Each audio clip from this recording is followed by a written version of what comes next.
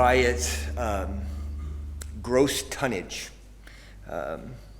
We know that the Brereton Report, the ADF's inquiry into the alleged war crimes committed by Australian Special Operations Forces between 2005 and 2016, we know that that report has to be taken seriously. General Brereton and his team approached their inquiry and prepared their report with remarkable care. Reading it, I was struck by its scope, by its depth, its candor, its humanity, its solemnity. The authors understood fully the gravity of their task. The report left no stone unturned, no question unasked, yet at no point does the report lose sight of the strategic importance of special operations or the extraordinary, almost legendary contributions of Australia's Special Operations Forces. The reason I'm talking about the Brereton Report 3 years after its publication and to this audience is that I believe the report generated a plethora of questions that are crying out for more scholarly attention that it is thus far not received. Now, it's true that the crimes that are described in the report are all alleged crimes. No one has been found guilty of anything yet. And perhaps that's a good reason for students of military ethics to keep our powder dry for now, to allow the legal process to come to a final conclusion before we engage in moral analysis. But I don't think that's right. Certainly we need to be careful as we go forward with analysis, never to assign guilt, and certainly never to name names. But you know, we're a scholarly community that writes entire books about imaginary runaway trolleys. Even if the allegations in the report turn out to be utter hoaxes, they suggest ethical puzzles that can be theoretically productive. Furthermore, I don't think we can afford to wait for these cases to move through the courts because some of the allegations may indeed prove not to be hoaxes. I had the great pleasure just last night of speaking with a former SASR commander. From his perspective, the ethical lessons of Brereton need to be harvested right now. And that's because they need to be applied right now, because operations are ongoing. They didn't stop. Australian, British, and US SOF are still very active, and they're still operating in an extremely complex, a morally complex terrain. So over the next 30 minutes or so, I'd like to shine a light on some of the puzzles that I see emerging out of Brereton. And then again, as a reminder, and I suppose as a caveat, every crime or atrocity that I discuss during these remarks is in a legend crime or atrocity. Okay, when I first read the Brereton Report, my attention was drawn to a single paragraph. And I'll read most of it here. It's on page 29. The inquiry has found there is credible information that junior soldiers were required by their patrol commanders to shoot a prisoner in order to achieve the soldier's first kill in a practice that was known as blooding. Typically, the patrol commander would take a person under control, and the junior member who would then be directed to kill the person under control. Throwdowns would be placed with the body, and a cover story was created for the purposes of operational reporting and to deflect scrutiny. This was reinforced with a code of silence.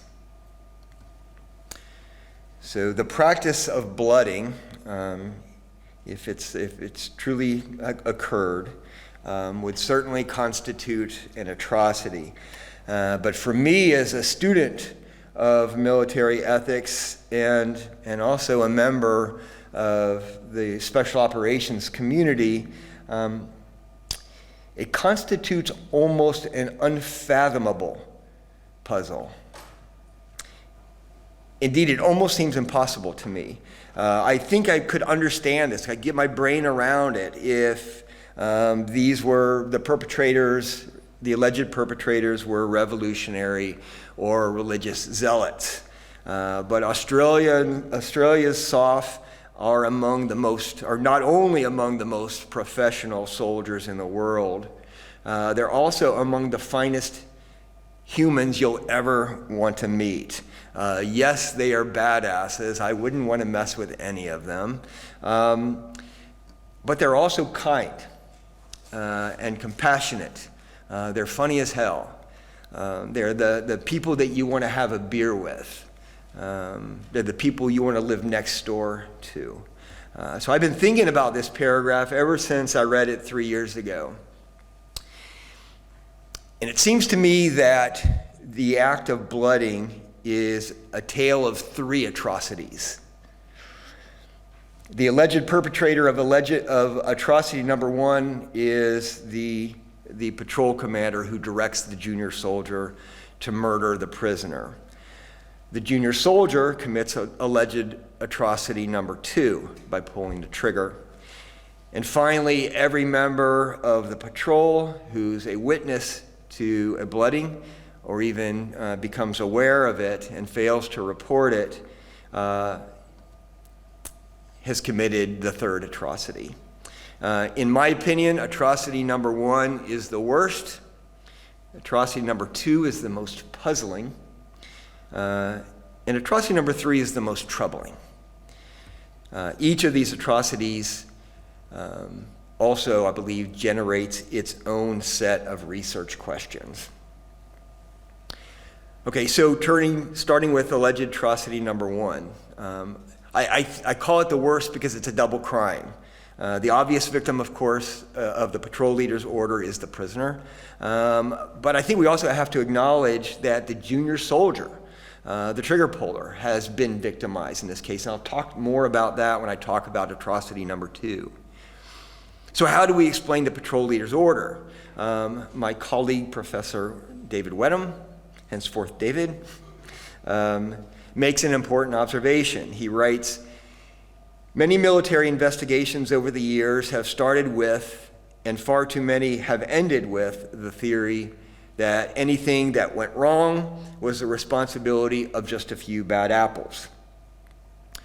Although it would be convenient and tidy to conclude that the patrol leaders who made these orders were just simply odious people, I agree with David that the bad apple explanation can't be the whole story, and that we should attend to the likelier possibility that there is a systemic problem.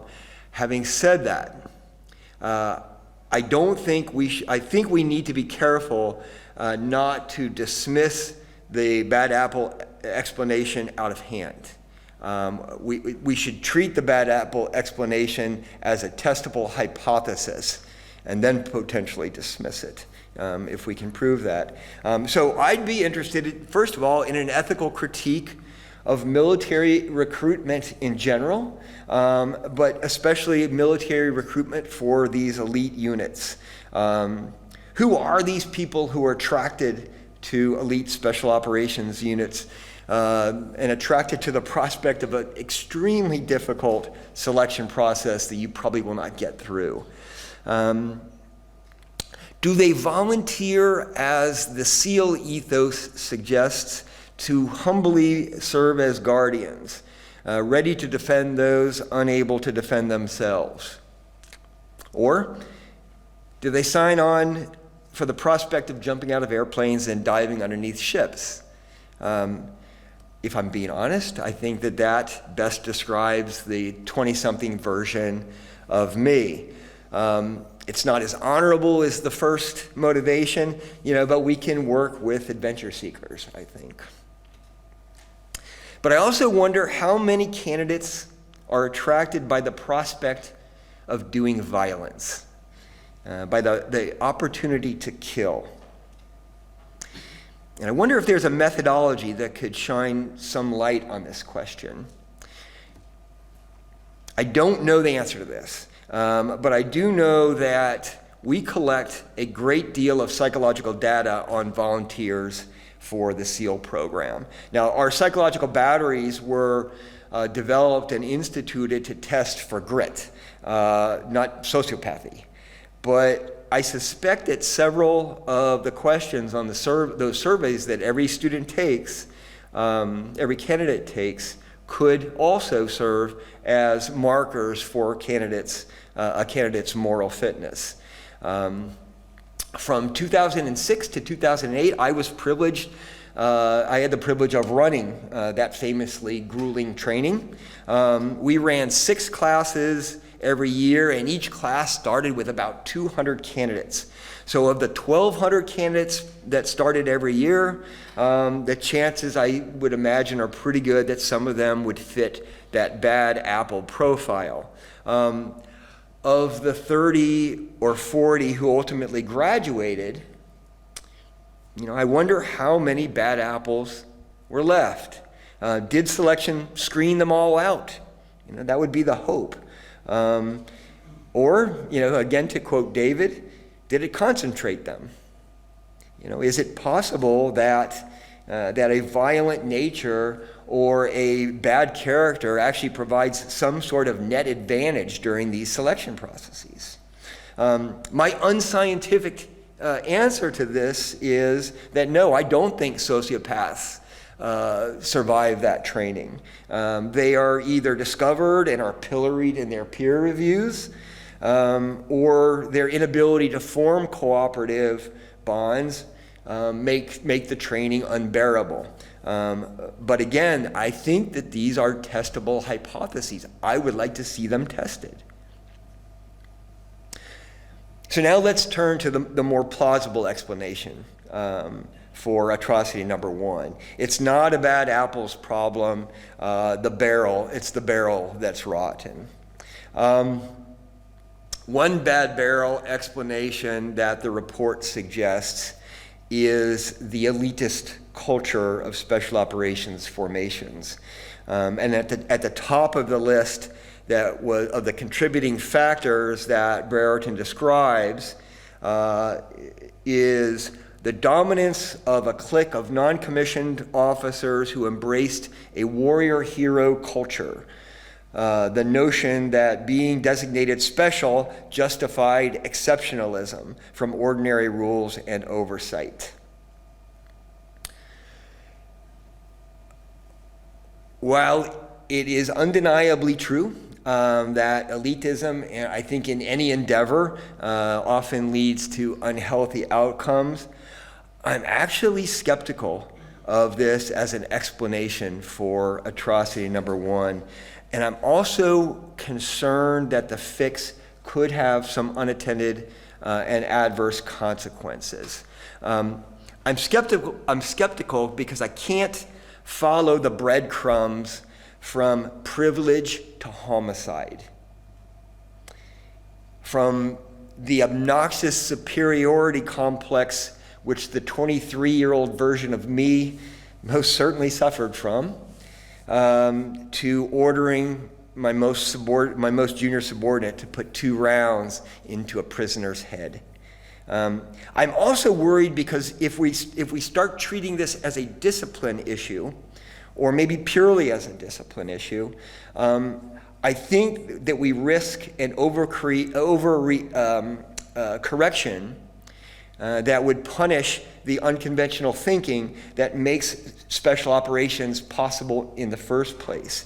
And let me unpack that a little bit. So conventional forces overcome the fog and friction of war by overwhelming it, by applying mass at the decisive point. It's a profoundly difficult thing to do, and it's an impressive thing to watch. SOF has an entirely different approach. SOF deals with the fog and friction of war by cheating it. Special operators circumvent chaos and uncertainty of war by infiltrating in a manner that the enemy had not contemplated, approaching via a route that seems physically impossible, moving faster than an enemy's decision cycle, finding gaps in his defenses, and relying on individual initiative to exploit those gaps. So sometimes it is the junior soldier in a patrol who possesses that critical piece of information, and he must have the confidence that, if necessary, he can act on that information without seeking guidance or permission. That's essentially how it works.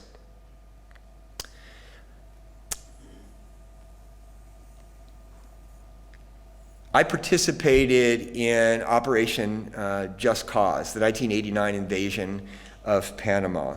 In my patrol leader's order, which is an order, I directed my breacher, those are the guys that blow through doors and walls to gain entry. I directed our breacher to explosively breach the door of the compound that we suspected housed an important Panamanian leader and a well-armed security force that was there to protect him. About an hour after I gave that order, we were fast roping into that compound and sprinting up to the compound door. We lined up on the door, and in just seconds, the breacher had slapped the breaching charge onto the door, and he was all ready to crank it off, and as he explained to me afterwards, he just got that weird feeling in his stomach. Something didn't look right to him. So he, on his own initiative, he ripped off the breaching charge, grabbed his sledgehammer, sledged down the door, and we made our entry.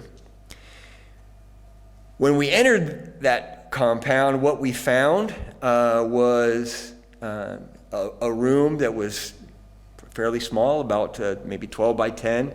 On both sides were benches, and on those benches were about a dozen women and children, many of whom would have been either wounded or killed if my breacher, who was an E6, didn't disobey my order. Was that a lack of discipline? His disobedience? Something we write in our forthcoming book. Actually, is it forthcoming or is it in our book? That I co-authored with David and Dean. The exceptional discipline to carry out top-down orders consistently and predictably in the face of a capable and committed enemy, so crucial in the conduct of large-scale conventional operations, is less valuable in the success of special operations. Indeed, overly strict adherence to a plan could jeopardize a special operations mission. Instead, special operations demands an independent mindset, a combination of creativity and adaptability that allows SOF to consider non-doctrinal solutions and act in the absence of orders from above. So I'm very interested in preserving that, and I think as we move forward and explore that discipline issue, we need to be careful at the very least. But I don't think we have to look much further to find another systemic explanation. So SOF went to war literally hours after that second aircraft hit the Twin Towers on 9/11. And it's quite likely that we have SOF outside the wire right now. We have only a vague understanding of the physical and psychological toll that 20 plus years of fighting exacts on a human being. We have no idea what it does to the soul. Our understanding of moral injury, I believe, remains in its infancy. Jonathan Shea defines moral injury as a soul wound inflicted by doing something that violates one's own ethics, ideals, or attachments. In 2009, Brett Litz and his colleagues defined moral injury as a loss of trust profound guilt or degradation of virtue that may result from perpetrating, bearing witness to, or learning about acts that transgress deeply held moral beliefs and expectations. And what you should notice from both of these definitions is that they cover so much ground, such a large field of maladies, that it can almost become meaningless. Two people sitting in the room right now, Ned Dobos and Dean Baker, have done an excellent work in suggesting a more variegated understanding of this concept. So when a soldier perpetrates or witnesses an act that violates deeply held moral beliefs, she is likely to feel moral pain in the form of guilt, shame, anger, betrayal. And just like physical pain, Ned and Dean explain, this is a good thing. It alerts us to an injustice, or it alerts us to a right violation. It's a sign of moral soundness. But moral pain, like physical pain, can become a debilitating case of moral injury. And a morally injured soldier loses confidence in the goodness of others and in her own moral judgment. She wonders if she's a bad person. Dean and Ned call this moral dislocation. Now, my sense is that neither of these first two categories, neither a moral pain or moral dislocation, quite explains atrocity number one. My sense is that patrol leader's wounds were so severe that he had become actually morally disfigured by them, or over time had become morally disfigured. So incapable of feeling moral pain anymore. And incapable of feeling the pain when he ordered the execution of that prisoner. A morally disfigured person doesn't feel like a bad person, Ned explains. He's actually become a bad person, or at least a worse person than he was before the trauma, before the initial trauma. And just like physical injury can leave a victim deformed, moral injury can permanently warp a soldier's capacity to experience empathy for the suffering of others, or distinguish right from wrong, or feel remorse for genuinely wrongful acts. This seems to reflect what had to happen with that patrol leader. Much still needs to be done in defining the boundaries and the scope of moral injury, but only so that we can better focus our research on efforts on the most important and most urgent research in this area, and that's finding a way out for the countless soldiers suffering from moral injury. Moral injury has afflicted soldiers since antiquity, yet our understanding of its causes, our capacity to recognize its symptoms, and our grasp of preventive measures are all in their theoretical infancies. More primitive still is our conception of how to treat moral injury. We can't keep treating moral injury as we've been doing as psychological trauma. That makes as much sense as treating a broken arm with psychotherapy. So what would moral therapy look like? I can only answer this with a prediction. I predict that the most promising solutions to that question will not come from psychologists, sociologists, priests, colonels, or even moral theorists. I believe that no single discipline can offer a sufficiently complete picture. I predict that if we ever find an effective moral therapy, it's going to be the result of a radically multidisciplinary, interagency, and international effort. And it's one worth pursuing. So I described atrocity number one as the worst atrocity, so I guess it's appropriate that I spent maybe too much time with it. That said, I don't want to neglect of the alleged atrocity number 2, which again I described as the most puzzling. Atrocity number 2 looks something like this. A newly selected special operator draws his sidearms from his holster. He stares down the gun sights at a prisoner, another human being who not only is unarmed but is entirely helpless. And because his patrol leader told him to, he pulls the trigger. How can we explain this? The bad apple explanation is just as unsatisfying as it was for atrocity number 1. And here's where it gets interesting. The moral injury explanation does nothing for us here.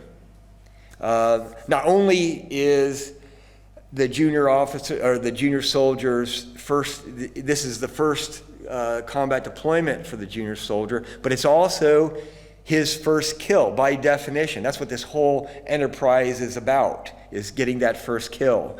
I don't have a solution to this puzzle, but I have a couple of hunches that I believe is worthy of future research. I'll frame the first hunch with a story. One of my proudest accomplishments in my 26-year career as a naval officer was standing up an ethics curriculum at our schoolhouse. So I commanded Naval Special Warfare's schoolhouse, the Naval Special Warfare Center, and I instituted an ethics curriculum there. What I actually did was I politicked for to have Master Chief Guild assigned to my staff. Now, Master Chief Guild was also a SEAL. He was a monster of a man. He stood about 6'3". He was an excellent operator. More to the point, he possessed an intellect like none I'd ever seen. He was the first and only NCO to teach the Naval Academy's ethics curriculum.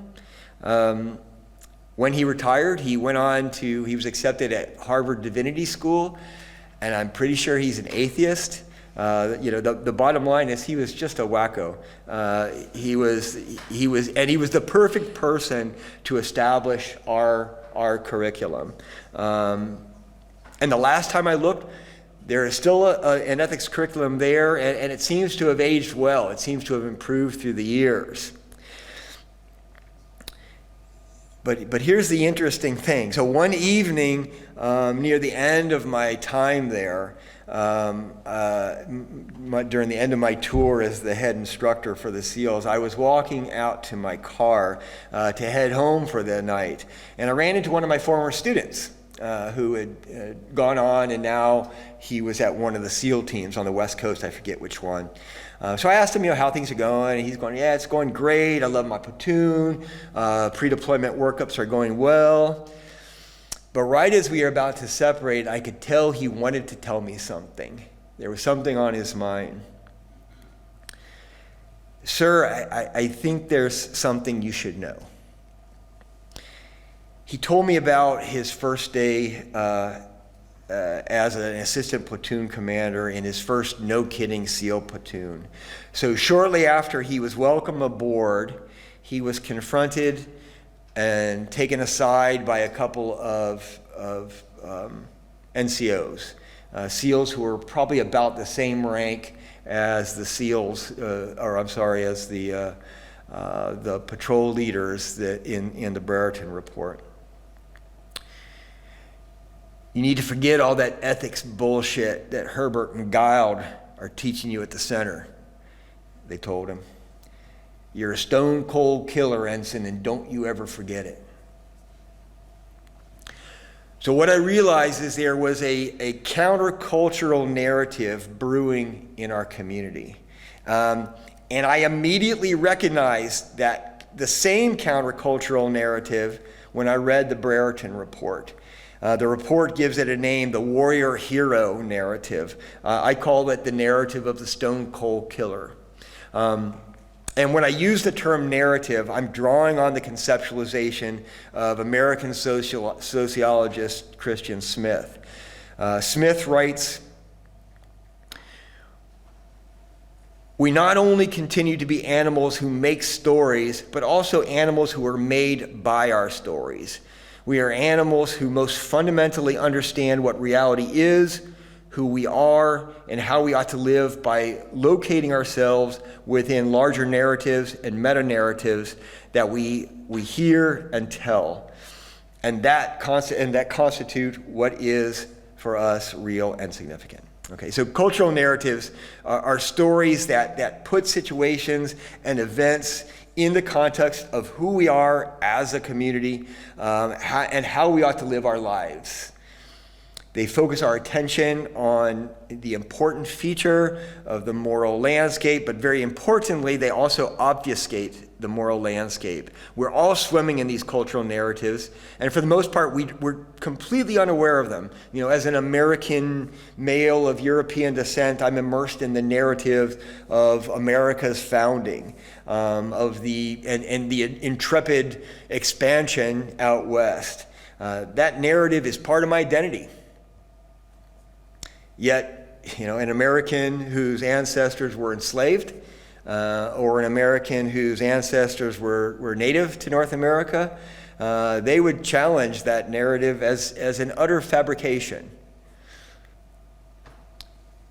Yet, for any association of people that calls itself a community, there are numerous cultural narratives that bind us.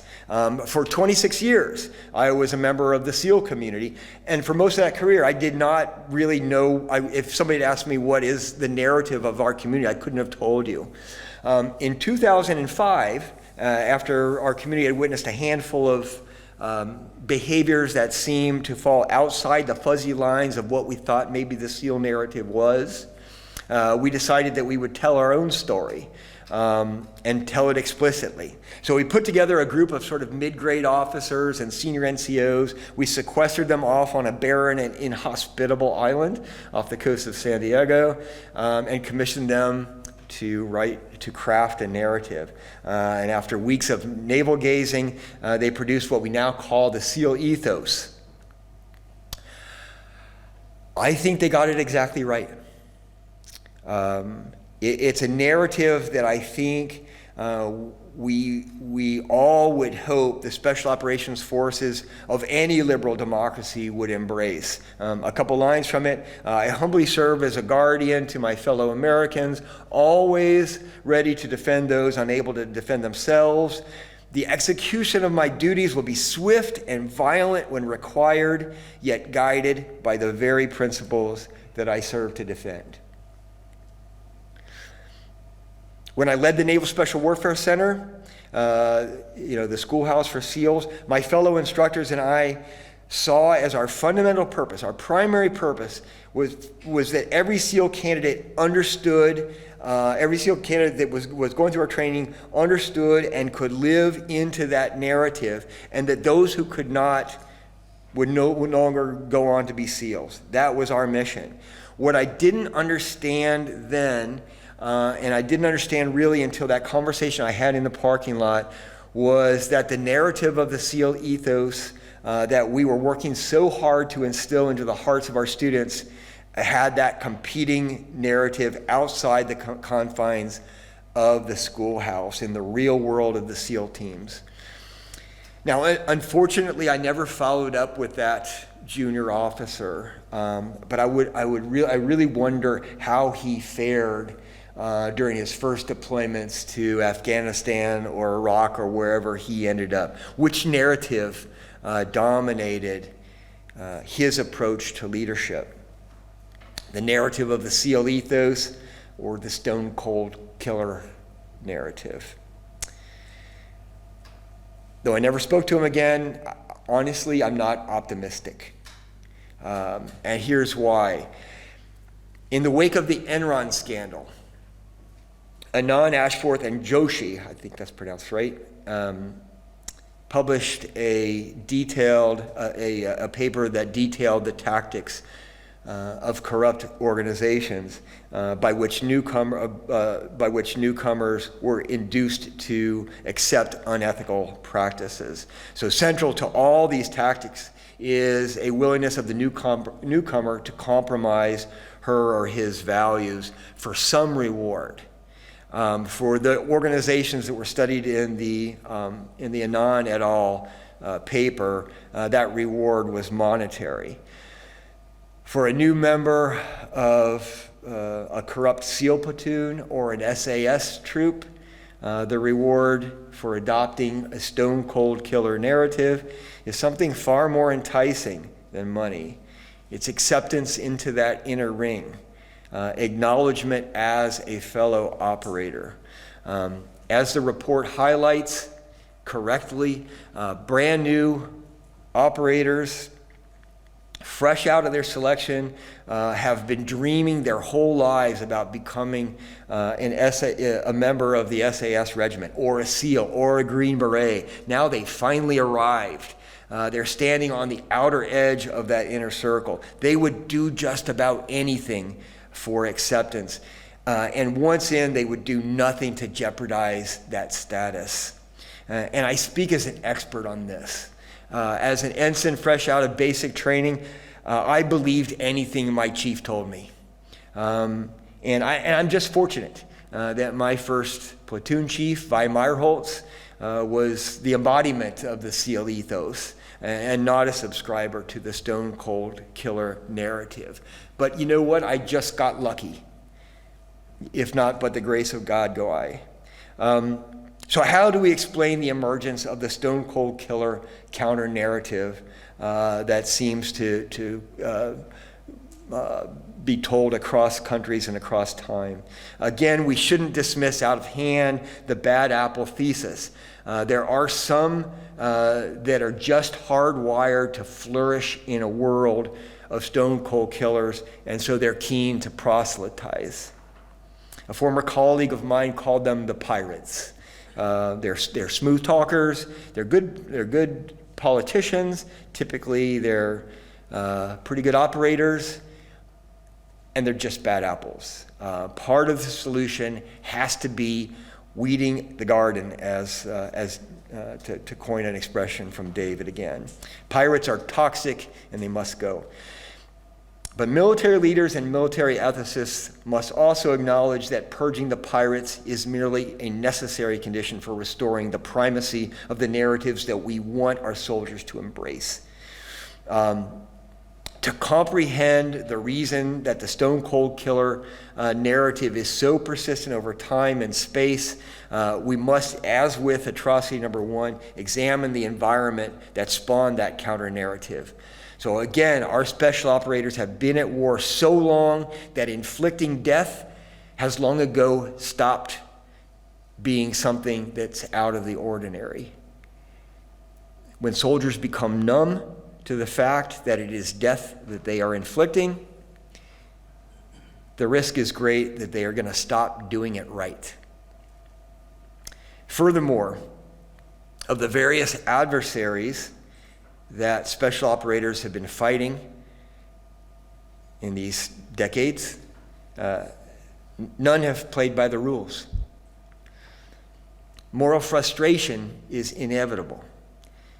If our enemy targets non-combatants, hides among civilians, mutilates the bodies of our comrades, then the temptation to respond in kind is great. In the face of enemy atrocities, the narrative of the SEAL ethos can seem quaint, even naive, and indeed it can get you killed. During Operation Red Wings, the operation that turned into a book and later the movie Lone Survivor, a SEAL reconnaissance team was literally stepped on by 3 goat herds. The team released the goat herds, knowing that doing so would put them in grave danger, but also knowing that morally they had no other options. In this case, unfortunately, the result of abiding by the SEAL ethos and the laws of war could hardly have turned out worse. Not only were 3 of the 4 members of the reconnaissance team killed, but so were 19 members of the quick reaction force that came in to recover them. So what lessons do our young SEALs and young special operators around the world draw from this? We hope they learn to admire the moral steadfastness of Lieutenant Murphy, who was awarded the Medal of Honor for that posthumously. But for purveyors of the stone cold killer narrative, the lesson is this: take care of your brothers, kill the goat herds, and don't lose a single night of sleep. So how can we diffuse and defang a narrative that emerges organically from a situation which our governments and our military have placed our special operators? The short answer is, I don't know. The problem of atrocity number 2 is deep and vexing, and I guess the good news is it's overflowing with research questions for moral theorists. I would like to see Christian Smith's conceptualization of cultural narratives applied specifically to the military context. Similarly, I would like to know how Anand et al. And his colleagues generalize, their writings can generalize beyond the business communities. Okay, so predictably, I'm running long. This is the second time I've done this today. So alleged atrocity number 3, the failure to report alleged atrocities number 1 and 2, will get only a hand wave for now. But the research agenda here, I think, seems clear. We know about Abu Ghraib because of a whistleblower. We know about Navy SEAL Eddie Gallagher and his war crimes because of a whistleblower. It's vital to the moral health of our militaries that witnesses to atrocities come forward and are not only protected, but also celebrated. So the research agenda is, what are the conditions under which this is more or less likely to happen? And I want to share a short and promising vignette related to atrocity number 3. So Eddie Gallagher's case, came to the public's attention because Donald Trump's inappropriate intervention, and also an excellent book that was written by David Phillips. But of course, nobody would have had any inkling of this story if it wasn't for Petty Officer Craig Miller, who was Gallagher's immediate subordinate. He was the one who courageously came forward and steadfastly led the effort to bring Gallagher to justice. Petty Officer Miller, now Chief Miller, was one of my students when I ran the schoolhouse, and more importantly, he was one of Master Chief Giles' students. During the worst of it for Petty Officer Miller, he wrote an email to Master Chief Giles that Master Chief Giles then forwarded to me. He wrote, "After you taught me all about military ethics, Master Chief, I knew I could never back down. My duty was clear, and I could never look you in the eye if I didn't see this thing through to the end. All of us who have committed our professional lives to ethics education and training should take pride and should draw hope from that story. And I hope we do." Okay, let me draw this to a conclusion. During my years of military service, I felt the constant pressure of 2 professional and moral obligations. The first was mission success. Inherent in my oath to support and defend the Constitution of the United States was the obligation not only to fight if called upon, but also to win. My second obligation was less direct, but no less pressing, because the troops that I led took an oath to obey the orders of the officers appointed over them. I keenly felt the obligation not only to bring them home victorious, but also to honor their service by doing everything that was in my power to bring them home physically whole, in the upright position and with a pulse. It wasn't until much later in my career that I discovered the third professional and moral obligation to which I had not been very attentive during my career.